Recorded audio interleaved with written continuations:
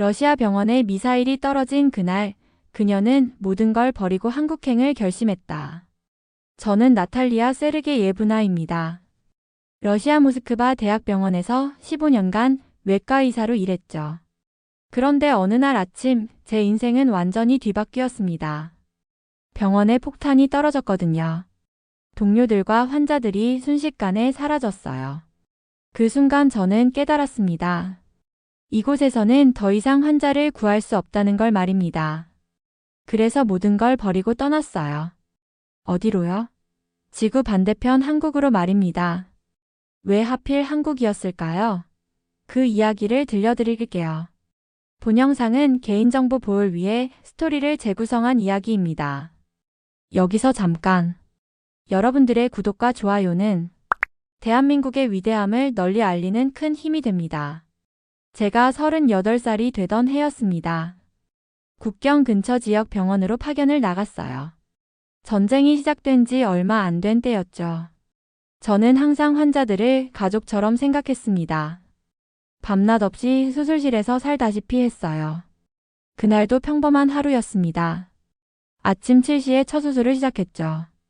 12살 소년의 맹장 수술이었어요. 선생님, 아프지 않게 해주세요 라고 말하던 그 아이의 목소리가 아직도 귀에 맴돕니다. 오후 2시였을 거예요. 갑자기 땅이 흔들렸습니다. 처음엔 지진인 줄 알았어요. 하지만 곧 알 수 있었죠. 폭격이었다는 걸 말입니다. 병원 건물이 반쪽으로 무너져 내렸어요. 저는 수술실 잔해 속에서 깨어났습니다. 다리에서 피가 흘렀지만 살아 있었어요. 하지만 제 동료 세르게이는 그렇지 못했습니다. 20년간 함께 일한 친구였어요. 그 12살 소년도 찾을 수 없었습니다. 그날 밤 뉴스를 봤어요. 병원이 군사 거점으로 사용됐다는 보도가 나왔습니다. 거짓말이었어요. 우리는 그저 아픈 사람들을 치료했을 뿐이었는데 말입니다. 그 순간 제 가슴 속에 뭔가 무너져 내렸어요. 남편 이반은 군의관이었습니다.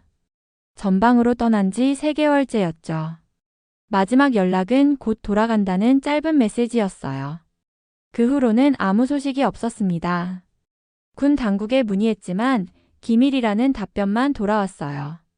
실종자 명단에도 이반의 이름은 없었습니다. 마치 처음부터 존재하지 않았던 것처럼 말이죠. 저는 하루하루 무너져 갔습니다. 병원도 잃고 남편도 잃었어요. 조국에 대한 믿음까지 사라져버렸죠. 그때 한 할아버지를 만났습니다. 병원 폭격 때 부상당한 손녀를 돌보러 온 분이었어요. 고려인이셨습니다.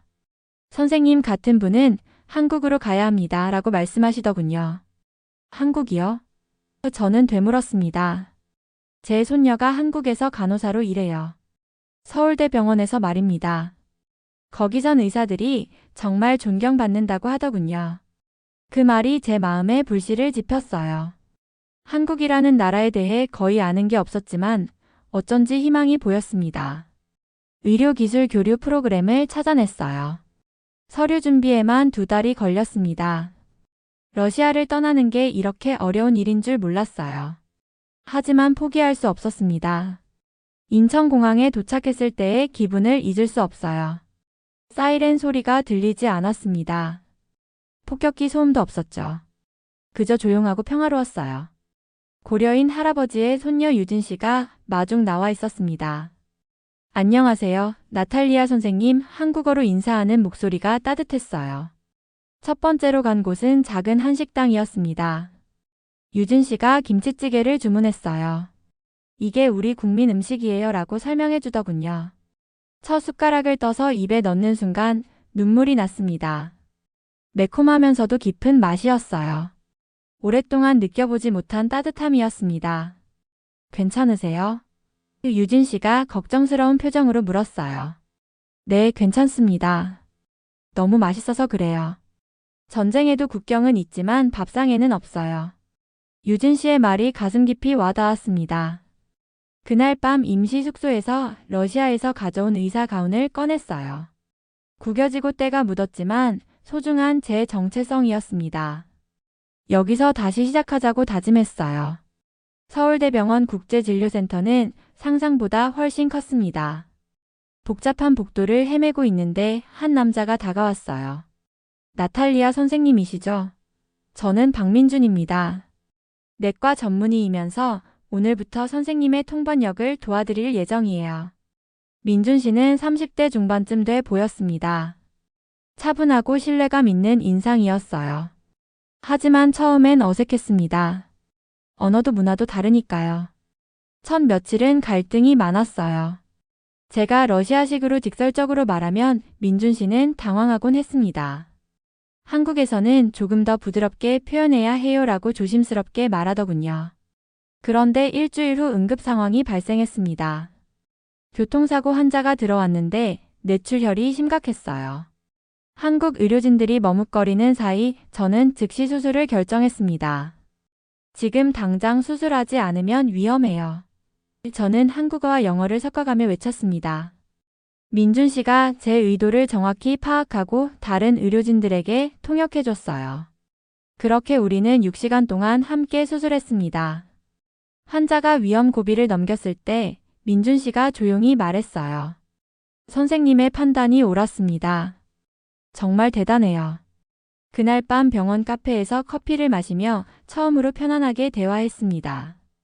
민준 씨는 제 이야기를 끝까지 들어줬어요. 그때부터 뭔가 달라졌습니다. 병원에서 점차 인정받기 시작했어요. 언어는 서툴렀지만 실력만큼은 확실했거든요. 다른 의사들도 어려운 케이스가 있으면 제게 의견을 물어보곤 했습니다. 어느 날 특별한 환자를 만났어요. 한국전쟁 참전용사 할아버지였습니다. 수술 전 상담에서 할아버지가 말씀하셨어요. 선생님도 전쟁을 겪으셨군요. 그 마음 알 것 같아요. 그 순간 제 마음의 문이 열렸습니다. 네, 저도 많은 걸 잃었어요. 하지만 여기서 새로운 희망을 찾고 있습니다. 할아버지가 제 손을 꼭 잡으며 말씀하셨어요. 선생님 같은 분이 있어서 우리가 사는군요. 퇴근 후 민준 씨와 자주 시간을 보내게 됐어요. 재래시장에서 장을 보거나 한강을 산책하곤 했습니다. 평범한 일상이었지만 저에게는 소중한 평화였어요. 김치찌개 만드는 법 배우고 싶어요라고 말했더니 민준 씨가 웃으며 대답했어요. 제가 가르쳐 드릴게요. 부엌에서 함께 김치찌개를 끓이며 웃던 그 시간들. 전쟁의 상처가 조금씩 아물어가는 걸 느꼈습니다. 병원에 응급 상황이 발생했습니다. 신종 감염병 의심 환자가 여러 명 들어온 거예요. 다른 의료진들은 감염 위험 때문에 주저했지만 저는 망설이지 않았습니다. 환자가 먼저예요. 저는 방호복을 입고 격리병동으로 들어갔습니다. 18시간 연속 수술과 치료를 진행했어요. 마지막 환자까지 안정을 취한 후 탈진해서 쓰러졌습니다. 깨어났을 때 민준 씨가 제 곁에 있었어요. 손목에 링거가 꽂혀 있었습니다. 정신 차리셨네요. 정말 걱정했어요. 민준 씨의 목소리에 떨림이 있었어요. 환자들은 어떻게 됐나요? 모두 회복했어요. 선생님 덕분에 말입니다. 민준 씨가 제 손을 잡으며 말했어요. 당신은 환자만 살린 게 아니라 저도 살렸어요. 당신을 보면서 진짜 의사가 뭔지 배웠습니다. 그 순간 우리 사이에 흐르던 감정이 터져 나왔어요. 서로를 껴안았습니다. 첫 키스였죠. 그날 밤 병원 옥상에서 이반의 유품인 시계를 하늘로 던졌어요. 고마웠어, 이반. 이제 나는 새로운 삶을 살아볼게. 과거와의 진짜 이별이었습니다. 몇 달 후 병원장님이 저를 불렀어요. 나탈리아 선생님, 우리 병원에서 정식으로 일하실 의향이 있으신가요? 국제의료자문 겸 교수직을 제안하려고 합니다. 꿈 같은 일이었어요. 정말 감사합니다. 기꺼이 받아들이겠습니다. 그날 저녁 민준 씨가 특별한 곳으로 데려간다고 했어요. 서울타워였습니다.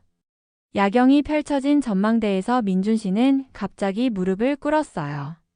나탈리아, 당신을 처음 만났을 때 그냥 통번역을 도와주는 동료라고 생각했습니다. 제 심장이 쿵쾅거리기 시작했어요. 설마 이런 일이 일어날 줄은 몰랐거든요. 하지만 당신과 함께 일하면서 깨달았어요. 당신은 제가 찾던 사람이었다는 걸 말입니다. 당신 때문에 저도 더 나은 의사가 됐어요. 민준 씨 목소리에 떨림이 있었어요. 평소 침착한 분이 이렇게 떨고 있다니 믿어지지 않았습니다. 당신이 환자들을 대하는 모습을 보면서 진짜 사랑이 뭔지 배웠습니다. 나라도 언어도 다르지만 우리 마음은 같잖아요. 작은 반지 상자를 꺼내며 민준 씨가 말했어요. 나탈리아, 저와 결혼해주세요. 평생 당신 곁에서 당신을 지켜주고 싶어요. 그 순간 러시아에서의 기억들이 스쳐 지나갔어요. 이방과의 마지막 통화, 무너진 병원, 혼자 남겨진 절망의 시간들. 그리고 한국에서 만난 따뜻한 사람들, 다시 찾은 의사로서의 보람, 민준 씨와 함께한 행복한 순간들. 눈물이 터져 나왔습니다. 네, 민준 씨. 당신과 함께하고 싶어요. 반지를 끼워주는 민준 씨 손이 떨리고 있었어요. 저도 마찬가지였습니다. 서울의 야경이 우리를 축복하는 것 같았어요. 정말 고마워요, 나탈리아. 당신이 제 인생에 와줘서요. 저야말로 고마워요. 당신이 저에게 새로운 삶을 선물해줬어요. 우리는 서로를 꼭 껴안았습니다. 한강이 반짝이고 도시의 불빛들이 춤추는 밤이었어요. 결혼 준비는 조용히 진행했습니다. 화려한 건 원하지 않았어요. 의미 있는 사람들과 함께하는 소박한 결혼식을 원했습니다. 결혼식 당일 고려인 할아버지와 유진 씨가 가장 먼저 도착하셨어요. 할아버지가 제 손을 꼭 잡으며 말씀하셨습니다. 나탈리아 아가씨 정말 아름다워요. 우리 민준이가 복받은 거예요. 병원 동료들도 모두 아주었어요. 처음 만났을 때 어색해하던 선생님들이 이제는 가족같이 느껴졌습니다. 웨딩드레스를 입고 거울을 보는데 눈물이 났어요. 러시아에서 꿈꿨던 결혼식과는 전혀 달랐지만 더 완벽했습니다. 결혼 서약을 할 때 저는 한국어로 말했어요. 민준 씨, 당신은 절망 속에서 저를 구해준 사람이에요. 평생 함께 환자들을 돌보며 사랑을 나누고 싶습니다. 민준 씨도 답했어요. 나탈리아, 당신은 제게 진짜 사랑이 뭔지 가르쳐줬어요. 앞으로 어떤 일이 있어도 함께 이겨나가요. 결혼식 후 피로연에서 한국어로 인사했어요. 여러분 덕분에 저는 새로운 인생을 얻었습니다. 정말 감사합니다. 말을 마치고 나니 눈물이 났어요.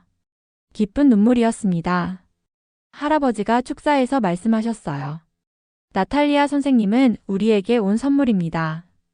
국경을 넘어선 사랑과 희망을 보여주셨어요. 그날 밤 신혼집에서 민준 씨와 마주 앉아 차를 마셨어요. 창밖으로 서울의 밤 풍경이 보였습니다. 정말 꿈 같아요. 제가 말했어요. 이제 시작이에요, 나탈리아. 우리 함께 만들어갈 이야기들이 기대돼요. 민준 씨가 제 손을 잡으며 미소를 지었습니다. 그 미소 속에서 저는 진짜 가정의 의미를 찾았어요. 결혼 후 1년이 지났습니다. 병원에서 특별한 프로젝트를 시작했어요. 전쟁이나 재난으로 상처받은 사람들을 위한 마음치료 클리닉이었습니다. 첫 환자는 아프가니스탄에서 온 난민 소년이었어요. 수술은 성공했지만 마음의 상처가 깊었습니다. 왜 저를 도와주세요? 소년이 물었어요. 살아남은 당신은 누군가의 희망이 될 수 있어요. 저처럼 말입니다. 소년의 눈에서 작은 빛이 돌아오는 걸 봤습니다. 바로 그 순간을 위해 제가 여기 있구나 싶었어요. 퇴근길에 민준 씨와 손을 잡고 걸으며 생각했습니다.